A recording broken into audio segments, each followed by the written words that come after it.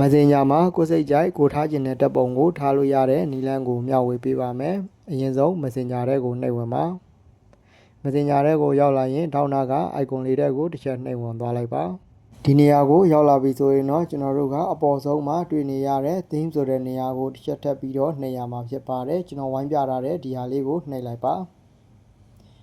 โอเคခုလိုမျိုးပေါ်လာပြီဆိုရင်တော့ upload an image ဆိုတဲ့ဇာတ်ပုံလေးနဲ့ဒီကောင်လေးကိုတစ်ချက်ထပ်ပြီးတော့နှိပ်လိုက်ပါ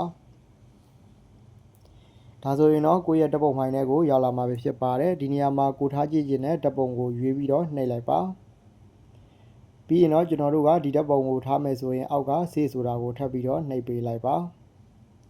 ကျွန်တော်များထိုးပြထားတဲ့ဆေးဆိုတာကိုနှိပ်လိုက်ပါဒီဆေးကိုနှိပ်လို့ပြီးသွားပြီဆိုရင်တော့ခဏလေးစောင့်ပေးလိုက်ပါโอเคဒီမှာဆိုရင်တော့ကျွန်တော်တို့ထားကြည့်ထားတဲ့တပ်ပုံလေးနဲ့ Messenger နောက်ခံပုံလေးကိုဥပမာအနေနဲ့သူကပြပေးတာပဲဖြစ်ပါတယ်ကိုကဒီပုံစံအတိုင်းကိုကြိုက်ပြီဆိုရင်တော့ကျွန်တော်တို့ဟုတ်အောက်ဆုံးမှာ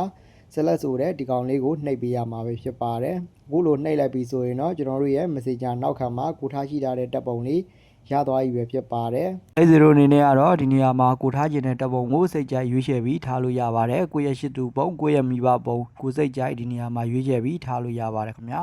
အားလုံးပဲအဆင်ပြေကြပါစေ